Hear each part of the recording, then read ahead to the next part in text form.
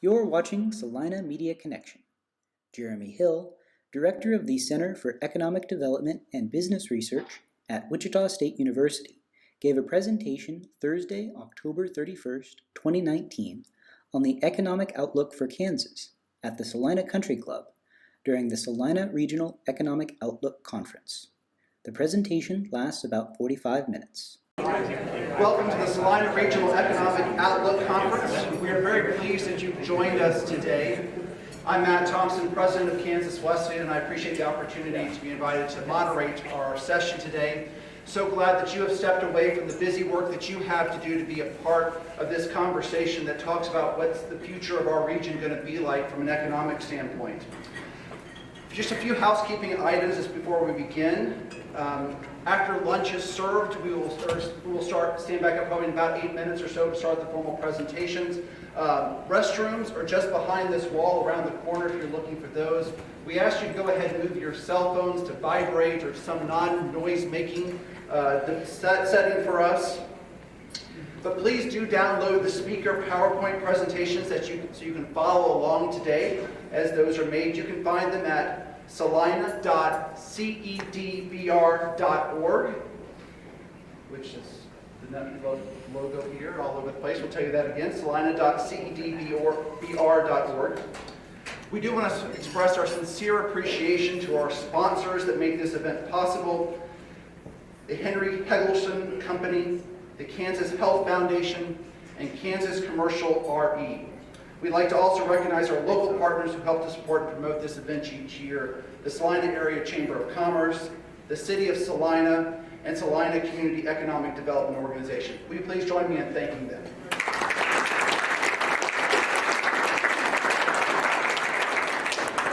So at this time, we'll begin lunch. Enjoy conversation at your table, and again, we'll start again probably in about 7 to 8 minutes. Thank you.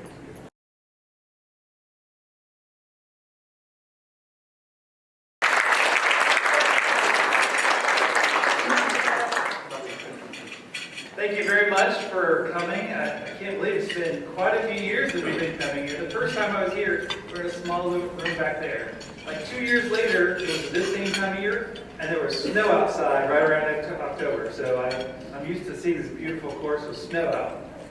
So we're going to look at where I'm looking at here. All right, so let me talk about the economy. So last year when I came, I had the very last slide, which I'm going to show you right now. And I kept this as a tradition because a couple things. One, it keeps me honest. I'm ready to tell you what I said last year, and you can tell me if I'm right or wrong. The real reason why I do this is because when we talk about the economy, it is so abstract. It's really hard to really understand some of those subtle differences that change from year to year. So if you've been here for a couple times, this will help you kind of say, okay, how do we change this a little bit from last year? And to do this, if you remember just a few years back, I kept giving warnings about the economy for 16 and 17. A lot of people thought I was crazy, but we actually did slow down during that period. That 18 we were going to grow, but it wasn't going to be broad-based, and it wasn't. We grew fast, but it's not broad-based as in all the sectors weren't really in line at the state level. And last year I said, okay, I think we're going to grow. And I think we're going to see growth in almost every single sector. That doesn't mean every region of the state was going to do well. There's definitely some parts that are struggling. But I thought we'd see growth, and that's really what has happened so far in 2019. We've seen some really good growth across the state. All that in the same context of these headwinds. Do you remember those headwinds I was talking about? Right? There were so many things that we were just starting to talk about that was getting us concerned about this economy. And I said, I don't think they're really going to push this aside. We're going to continue to grow. Now, there's one thing I got completely wrong last year, and I do want to just share that with you. The last several years when we did our retail sales forecast, we were not optimistic. But last year I said, as long as employment continues in 2019 and wages improve in 2019, and they both did, I thought we'd see a lot more taxable retail sales, and we did not get that. There is a slight blip up, and the year's not completely over, so I could still be right. But so far, I would not say we were right on that one. So I'm going to have to come back and talk about that one a little bit later. Those headwinds are now these mounting concerns on the U.S. economy. When I say mounting concerns, I had listened to a podcast about a week ago. I was driving down to Montgomery, and they said, what, the #1 Google search term about the economy is what? Can you guess? Yeah, I heard it, the R word, the recession word. We are so concerned about a recession, that actually might put us in recession, that we're freaked out about it. And it's all these headwinds, right? It's all these things that are just getting in our mind about trade wars or Brexit or global economy. So with that, we need to talk about that. What is the likelihood of a U.S. recession? Because if we go into a U.S. recession, that's going to change the trajectory for Kansas, that's going to change the trajectory for Salina. So the next one is the Kansas. We just got the feedback underneath us, right? The U.S. economy was doing great in 16 and 17. We weren't. We just started doing good, better in 18 and 19. The question is that sustainable now if we're going to hit a recession? So we'll talk about that. Then I'm going to talk about urban communities. And when I do urban, this is actually an urban town, but urban in this definition is just going to be Kansas City, Wichita, and Topeka. Right? I'm going to use that same urban definition if you don't mind. We're going to call you rural. Are you okay with that?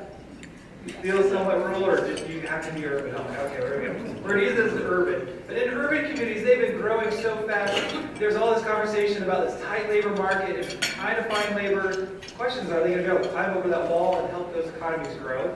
And when I say rural, for the rest of the state in general, because it's really dominated by agriculture, was already struggling, felt a lot of things behind it. You take that on top of what happened to oil and oil income, and then all the struggle behind that is really impacting some of the rural areas, back to even the retail in rural areas being impacted on that.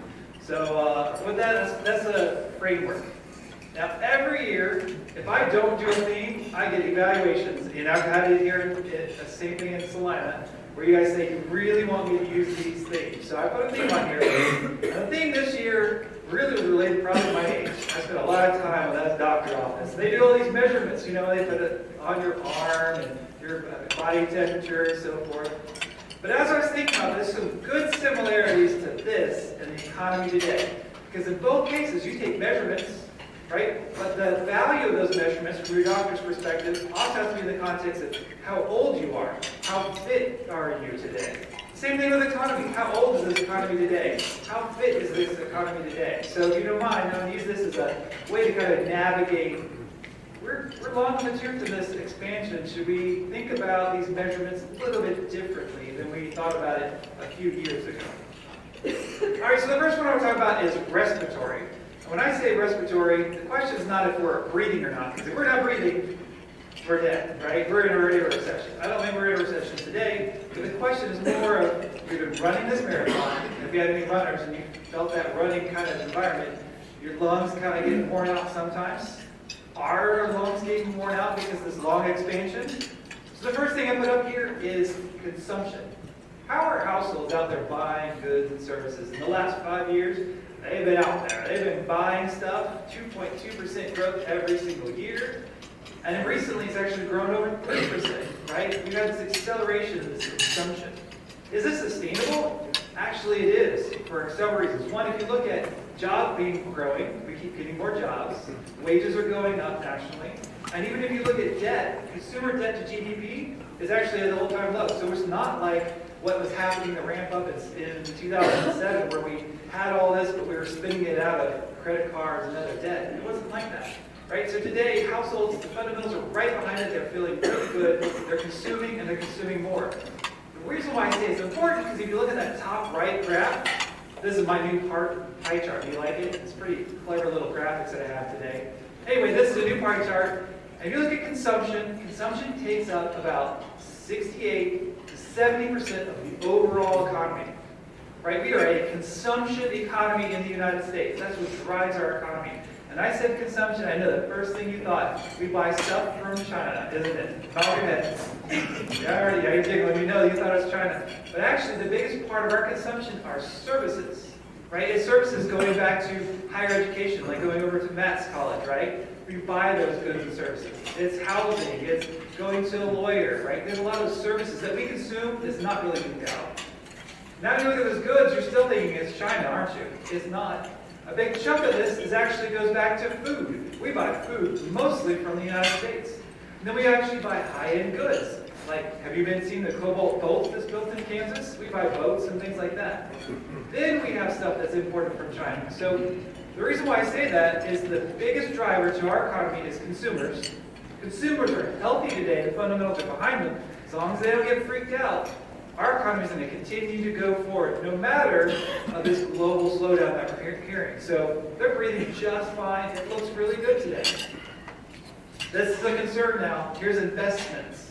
Investments is slowing down the economy. Why is investments important? Particularly when it's a smaller portion of the economy. And it's very important because we have businesses. They have all this excess capital. They've been trying to figure out how to use this capital. As they make investments in the economy, put it in a plant, right? The plant gets more efficient, they can hire another person. Or they create a new idea to get the consumer engaged. They're this cog in this overall economy. So we need to talk about why it slowed down. It could be this global slowdown.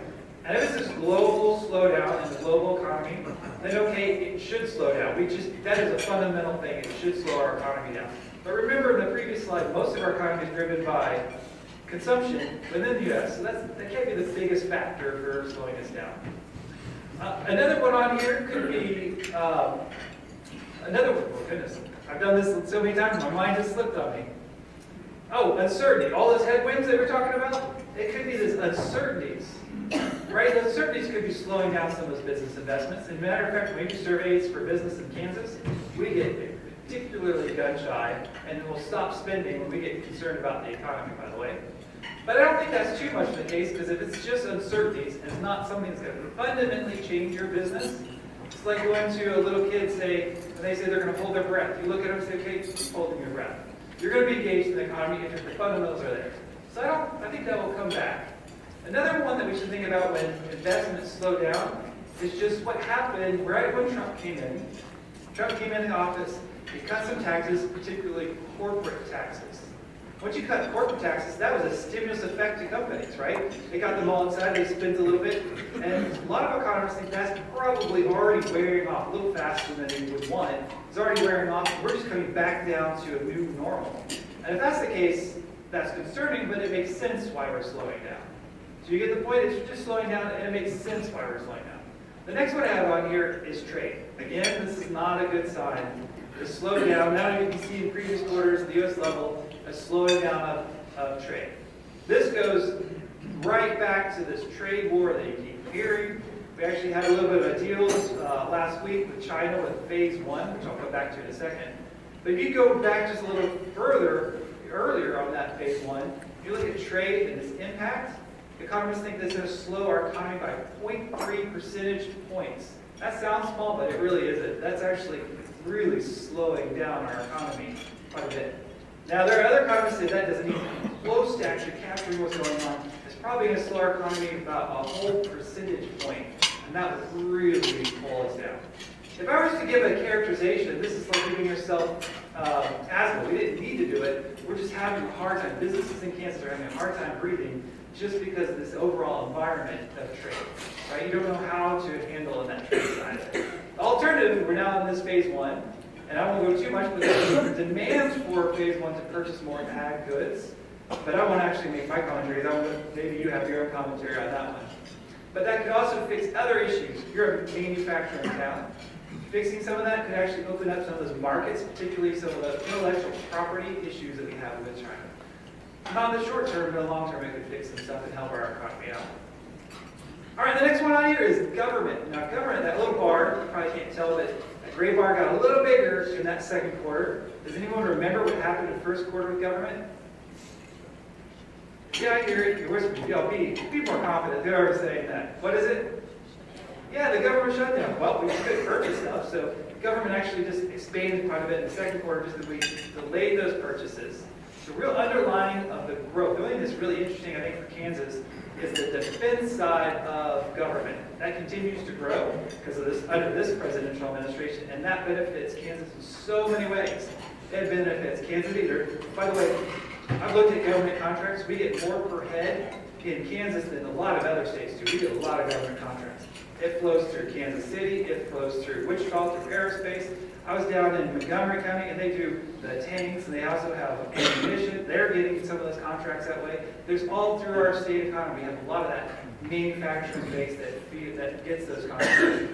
So it's an important component. Other than that, a lot of government is just following overall economy. Now, you ready for this? I did a little surprise, a little trick on you. I did all the elements that adds up to gross domestic product. This is GDP. Now, usually when I say GDP, I see people's eyes like, I don't know what that is, too abstract. But now that you see all the components, this tells us the real story. Because this line is above the zero line, the U.S. economy has been growing, although we're concerned about recession. It's slowed a little bit, but now that I told you the elements of why we're slowing, it makes sense. Some is trade. We're doing it to ourselves. The trade war is slowing us down, and the global economy is slowing down trade a little bit. But some of it also makes sense we should slow down, right? We can't really sustain that. That doesn't mean that we're going to stop and go in recession, because what's the driver? It's consumption. Consumption is driving our economy. As long as consumers are out there and engaged, we'll grow. We just won't grow as fast as we were growing before. All right, let me turn this around a little bit. I'm going to come back to Kansas. You look at our GDP year over year, we've landed straight in the middle of all the states. By the way, I was happy about that for so far first quarter, because there's a few quarters we're at the bottom of all the states. But the ones that grew faster, you look at Texas and Colorado and North Dakota. You know the reason that explains their growth? They did all that searching in oil and gas that we didn't do, and they flooded the market, right? So a lot of that growth was because they had a lot of that oil and gas money. They flooded the market of that. That benefited Kansas, by the way. We had cheap gas. We benefited from the household side from cheap gas.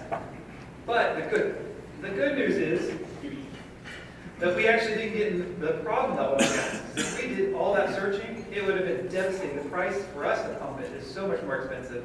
It would have been devastating to our oil and gas sector. So we just missed out on the growth of that one, but we also didn't have all the loss, because that would have been tough for a big chunk of the state. Now, the other states that were on there, I think it was very interesting. They were actually in the higher end manufacturing.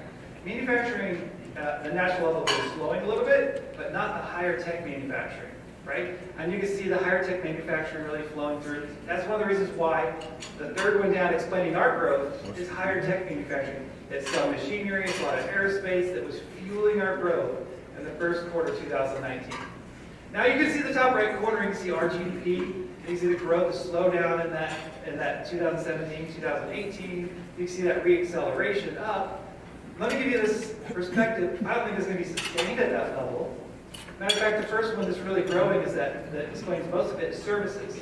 That's a re-acceleration of our economy. It just came back because there's a support sector and the overall economy is starting to do better. So that will grow, it just won't grow as fast.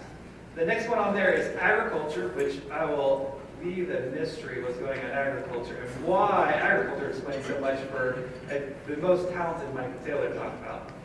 And then you see manufacturing. Manufacturing is what's really giving us that breath of air. That's the fundamental part of our economy that I see doing really well for the state right now and really fueling a lot of our growth. All right, so we're breathing, right? The U.S. economy is breathing, we're breathing here. There's some reason why we should slow down. Do you agree with me? I mean, it doesn't make sense we can continue that growth we've had before. The next question is, how do we get all that oxygen-rich blood pumping through this economy? How fast are we pumping it to all those vital organs of this economy? And in here, you can open up your forecast booklets. I have the exact same regions in there. Let's say you want to know what region Lyon County is in. And you can see it's actually in southeast Kansas, which is in Peoria. Or you want to know a different county that you might be working with, what region it is, because I'll just use these abbreviations. All right, talking about this pressure, how fast, how was our heart rate in this economy, I use these annualized averages to do this. I did a 1 year, a 2 year, and a 5 year. And you look at the U.S., you see the annualized growth and employment at the U.S. level was really fast, around 2%. And it slows down to the 2 year, and it slows down from the 1 year. That looks concerning, doesn't it? Like, oh, that's a problem. Actually, I don't think it's a problem at all. We're now getting close to our natural rate of growth. That is, if everyone is going to graduate high school, we're creating enough jobs in the economy that they can get a job. Right? Not more than that. If we're creating more, then that might give us a really overheated labor market. Let me give this perspective. We can continue at this natural rate of growth forever. There's no reason why our economy can't stop. The problems with booms and busts is we get overheated and we hire too many people, or our economy grows too much and they can't sustain it, or something happens to derail us. But on the employment side, it's very possible you could stay closer to that. There are countries that have grown a lot longer than this U.S. expansion. And that's because they stay closer to that natural rate of growth. Now for Kansas, you see the 5-year was a little bit faster. You had the 2-year slowdown, which I've already explained in multiple years why we slowed down. And it looks like we grew a little bit, but that's March data. I used one data source was March, the most recent one I had. But if you look at the headline data, we're growing closer to 1.5%. Now, 1.5% is a lot faster than our natural rate of growth in Kansas. We couldn't sustain that. But if you look at our overall labor market of total employment, we're a little bit above, as a state, above our previous peak, but we're not a whole lot over our previous peak. There are still people who are not even unemployed in our labor market that are sitting out there that could be employed. I had a great conversation in Dickinson yesterday talking about the issues of the labor market for childcare being the really big issue of why some people can't re-enter the labor market. I actually had the same conversation about childcare with someone all the way down to Montgomery County, and it came to another county. So the issue of getting people engaged is, you have 2 parents, they might want to work, but if you can't pay for childcare, or the childcare can't be created because you can't charge enough, which is the both sides of that coin, that's becoming a struggle for a lot of communities. Now, we're re-accelerating. I think at 1.5% feels like our heart beating fast again after our little slowdown. This is good for our economy right now. We have that labor out there that can be absorbed more than I think the U.S. can. It can't last forever, but I think we can have that. And so I think we're feeling a lot better today. Now, when you look at the big metro areas, those urban areas, you see Wichita really took off. I can tell you the driver for that was aerospace. And you know what? You talk about the complexity. Everyone there was saying we were in a tight labor market. We were not going to find anyone a year ago, 2 years ago. They created jobs, increased wages, and they came in, right? And so we won't have enough people here. Do you know how the labor market solved itself?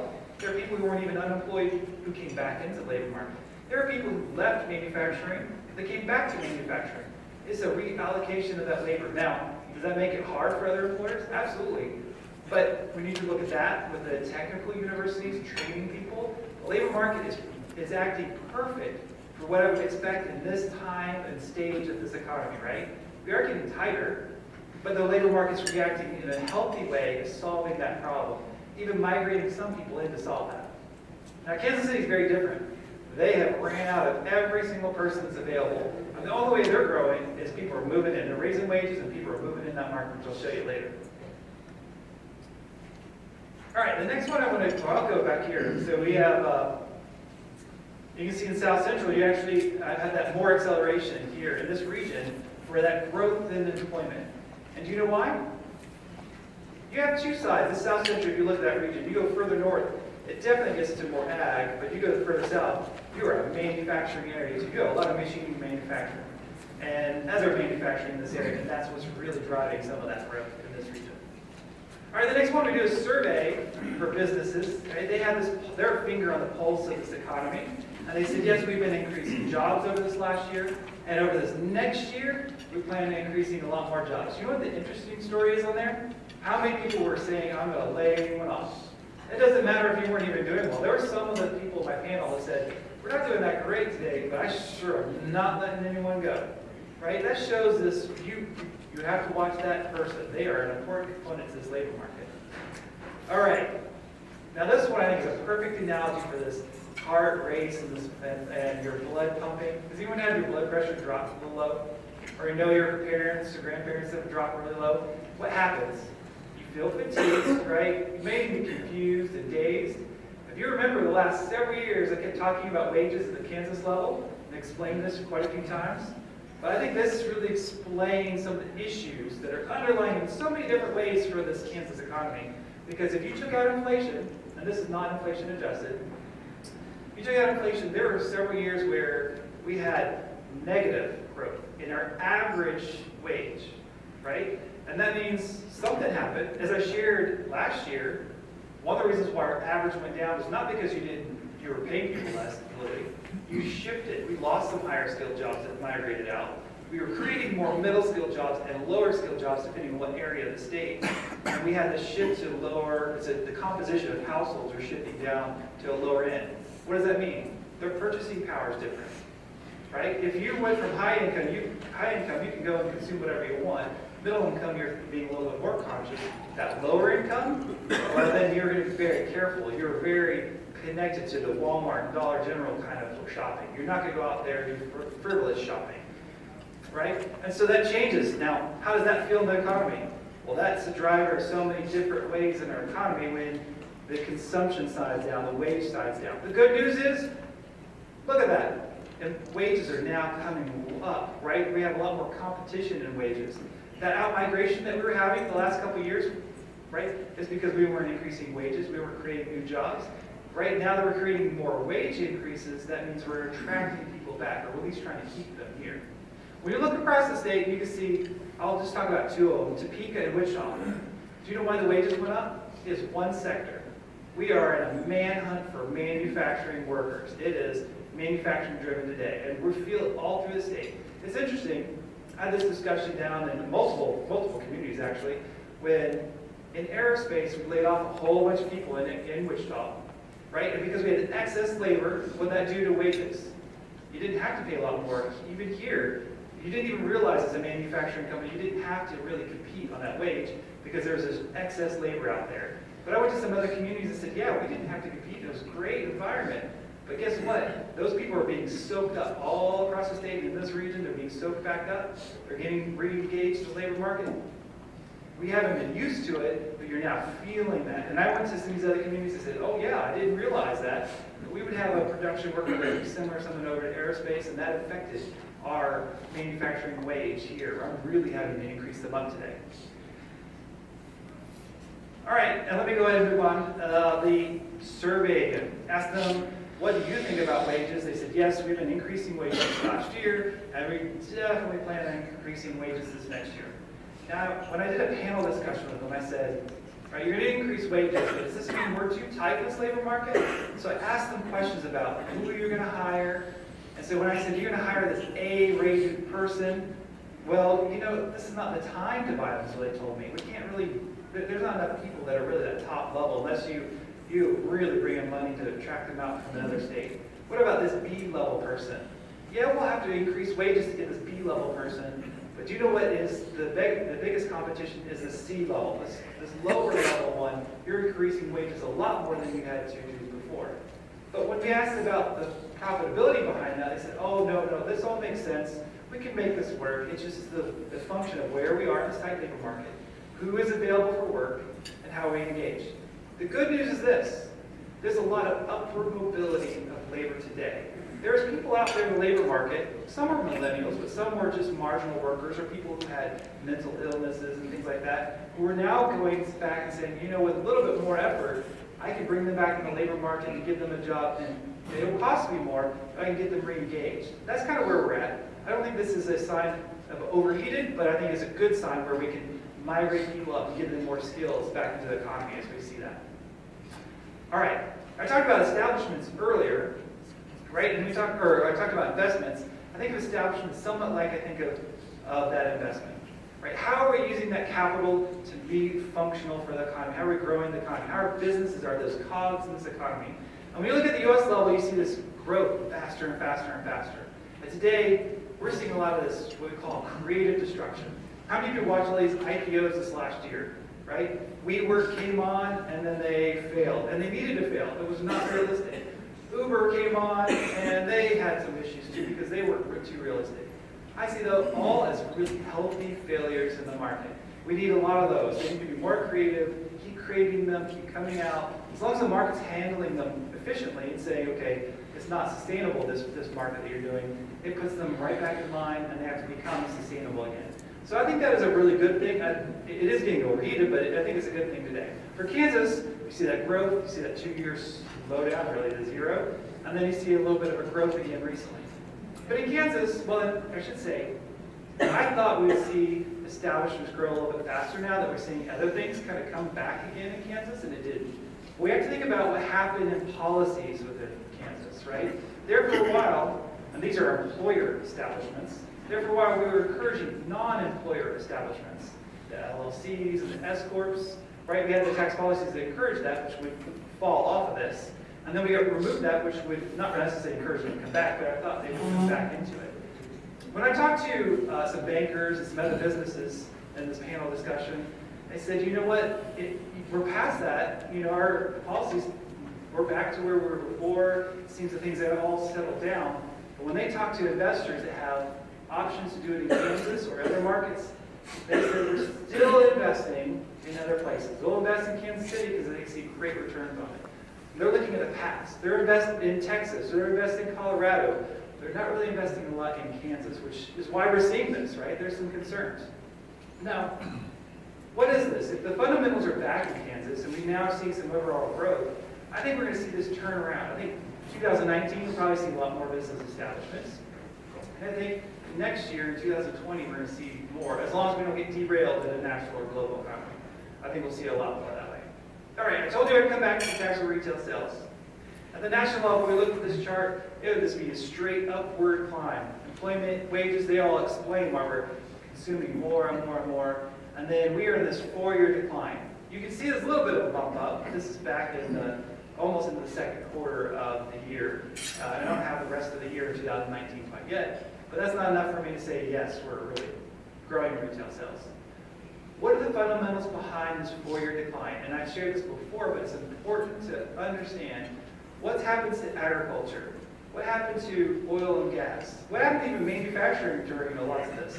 The biggest drivers of our economy were not doing that great. That's why we went into that slowing period in 2016 and 17, right? I have a suspicion that when you, not just income or the earned income, there's also other forms of income, like proprietary income from farmers and from the oil and gas sector, that really has a big impact on this. So we created a model, and we actually just used wages in rural. Again, definition of urban is just the 3 big metro areas. Rural is the rest of the state. You're in rural. We said if wages change 1%, positive or negative, it had a positive effect on the bigger cities, even Kansas City. So 1% increase in rural had an increase in taxable retail sales in all the urban areas by 0.45%, right? There is a connection. We're interconnected. So when agriculture is doing bad, when oil is doing bad, when even manufacturing, we have manufacturing in this world is not doing well, it is kicking back to the big urban areas. We all feel that. Now, I already shared earlier, we also had that change in the composition of households to more middle income and low income, so our purchasing power was lower. But as long as our wages continue to go up and our jobs are being created, it should drive some of that back. We mustn't be a little skittish today of our willingness to purchase goods out there right now. All right, we created this about a year ago, a little over a year ago. We created this Salina index. This index is a way for you to give an overall barometer of what is going on in this economy, right? It takes multiple measurements: employment, unemployment, retail sales. Here we're doing manufacturing, but we have elements of there for oil production and Kansas proprietary income, farm income on there. And what this shows, you see those gray lines, those are recessions. You see your peak was all the way right back there, right before the Great Recession. You had a big drop, bottomed out, and then you started climbing back out of that. And you've had this slow increase, and maybe a little bit of slowdown in 2019, but you've maintained your growth there. How are you today? You're pretty close to what you were back in 2003, 4, and 5. Is that kind of how it feels like in this economy? You're back to where you were before. You weren't definitely back where you were in 2007, but you're doing better than you were before, and you can see the overall trajectory. Now, I threw a couple in here just to tease you a little bit. Here's McPherson. Do you guys compare yourself to your neighbors at all? You dump on them a little bit. Here's McPherson. There's a lot of oil and gas, but manufacturing driven here, but you can see this spike, really, the oil and gas really driving right up there and also dumping right down too, right where it crashed. And it's been coming up a little bit. They're back to where they were all the way in 2007, and they've been doing overall better, just they don't have that overall excitement when oil and gas is really hot. But in Porygon here, you see the recession really dropped them, and a little bit ups and downs. That goes really more to very specific companies there that had some changes in there where it had that little heart rate spike. But it's been back up and pretty flat, keeping where it was, right? Not a lot of changes, a little bit of improvement in this first year. How about Pittsburgh right here? The recession dropped them and they've been in a steady incline. They put a lot of investment in downtown and retail and engagement in this regional economy, which has been driving it. Education had a positive effect on it. But it continues to improve, and they were back where they were in 2007 today. All right, So we're breathing, but we're getting a little out of breath because there's some issues that should slow us down.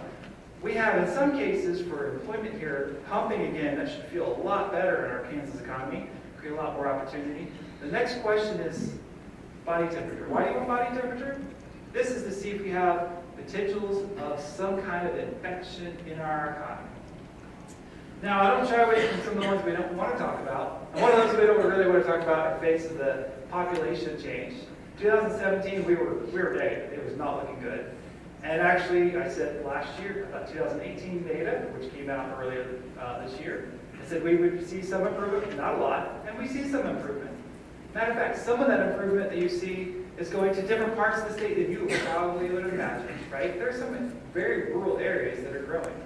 I don't have it on this one, but I even looked at the migration from within the state, where some people, what ages are moving. There's actually some millennials moving from Kansas City and Topeka back to these more rural areas. Now, this is not in hundreds, this is ones and twos, but you can see that migration back. Now, these bubbles, these are another fun one I did. These bubbles are the size of each economy. So you can see Kansas City, that region is just big in population. And then I added up all those to each region to see which one on net was growing. There's only one region that was growing. Can you guess? It's Kansas City. Can you guess the one county that explains almost all the growth we had for the entire state was? Johnson County was. And why? It was net migration in. They kept raising wages, they kept attracting people in, they got a tight labor market, and they're bringing people in. Just to put this in perspective, you look down where the lone one down there in the middle south, where Wichita is, they had babies. They had almost the exact same number of babies that Johnson County did, right? They actually had an older population, so they had some people dying off more than Johnson County did. But they didn't have that net migration in Johnson County. So it didn't overcome all the other losses in the region. And so that area declined. Oh, I want to say this. This is looking in the rearview mirror in a couple ways. We're already looking at 2019. We've already seen improvements in the state. Not lots of improvement, but we're seeing improvements in there. And I see a lot of migration coming in. But what are the triggers for people to move? You got to create the job. The first job you probably created was maybe that didn't fit the market or right occupation. You also had to come back and increase wages until you find someone to move. As soon as you go and do that, it takes a while for them to move in. Talking about our housing person here, right? It takes a while for them to finally move back into this market. So it takes a while for this population number to change. And not only that, net migration is not a big number. You're going to make more babies than you're going to have people move in. So that's not the biggest factor to it. So we'll see some improvement in next year. It just won't be a massive amount of improvement. All right, the big drivers of the economy. Is there an infection? Is there an issue with manufacturing? And you can see this really flat line. We're up and down, really close to zero for several years. That one really hides all this exciting stuff that happened in the non-durables and chemical sector. It just was being masked a lot of what happened in aerospace still through all those time periods. But it looked flat. And recently it's been taking off. The giant in the room, who has almost all the manufacturing jobs, are what? You can see the big circle. It's Sedgwick County, and it was aerospace. Aerospace has taken off. They added a lot of jobs, and you can feel that in a number of ways. But don't get this wrong. There's actually many other areas that added jobs. McPherson added a lot of manufacturing jobs. Johnson added manufacturing jobs. Shawnee added manufacturing jobs. I was playing around the colors and kind of go, I'm going to do 1 color, 2 colors, 5 colors, 10 colors. And I just happened just to try out to. I rarely do this. I love the colors because it's really shocker awesome colors here, black and gold. But it popped out something I just wasn't expecting to see. All the ones that are in gold are more in the machinery manufacturing, those durable sectors. All the ones in the black are in the food processing, the non-durable sector. Now, is this an infection? I don't think so. And I've talked about this last year. That non-durable sector, all those meat processing or packaging or you name it that we do in the state, dog food that we do in the state, they have all come up. They've been doing well, and they flatlined a little bit. The only reason why they flatlined when I talk about employment is they have ran out of people that low skilled. When I go down to Dodge County, they need someone there that can take a piece of meat and just turn it. That's all they can do. They can't replace it with other equipment. They just need a person to do it. And they cannot find that labor, and it has to do with national policy. We changed our national policies over the last several years. The food service would have been growing, and our economy would have been growing a lot faster if we can get more migrants, economic migrants, to come in and fill those jobs. I don't think there's a recession. They're at their peak right now. It's just they can't grow because they can't get the labor to really match that. All right, I'm going to skip this one. We'll talk about this one. I think this is interesting. Professional and business services. This gets to lawyers and management of companies, and you see this stuff on here. You see that period of time, it was growing really, really fast, all the way to 16. If you remember back then, I said, hold on, we can't sustain that. We had wages in that sector, by the way, in Kansas and some markets. They were growing much faster than the nation in that one occupations. You had to be an analyst or a banker, things like that were really driving those. And then it came down to 0, and then the scale's off to really understand it's back up. And we're doing really well. It's just that scale of all the way up to 8% basically work. It's doing exactly what the overall economy is doing. It's matching that support sector. Now, I thought it'd be fun to say, what is the structure of professional business services in rural versus urban? And I thought it was pretty interesting. You see my new pie charts. The biggest segment of there for rural is employment services or employment agencies. I had to think about this, and I thought, wow, I did not expect that to be the largest one. But you have to go to different markets around the state where you need labor to be extremely flexible in rural areas, right? You need to be able to work in a manufacturing plant today or construction tomorrow or whatever. You need to have them be really flexible. The last several years, we've done these and we have panel discussions, and sometimes I would have some of these agencies that would do some of that higher work, right? And you can tell they've been struggling, and actually we've had some closures of them across the state because they can't find the person to help fill the job in the manufacturing plant today. They're really struggling because they're having a hard time finding people. Now, is this a concern? I don't think this is necessarily an infection. I think this is a sign of a tight labor market. Because if you're lower skilled, do you need an employment agency today? You really don't need them today. The manufacturing plant would just hire you. They don't need to test you out. They just hire you on the spot because if you can work, they want you, right? And they're going to increase the wages to grab you into it.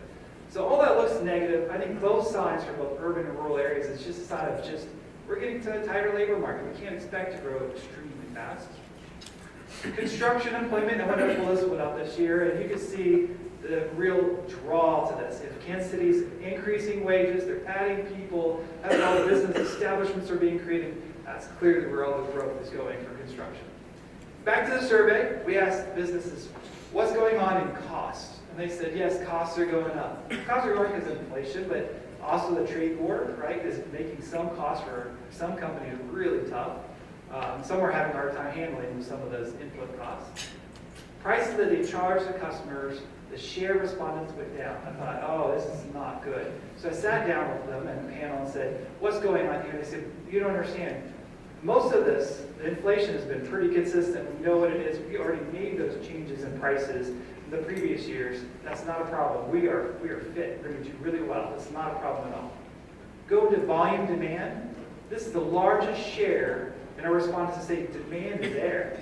Businesses in Kansas say, we've got the work to do if we can just get another person to do it, right? We're doing really good. I think this is a really good sign, not a sign of intention.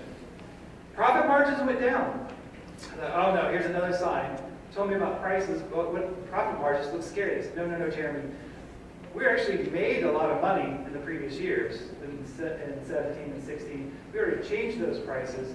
We're competitive right now. As long as something doesn't derail this, their profit margins are healthy. They're just not going to change going forward that much.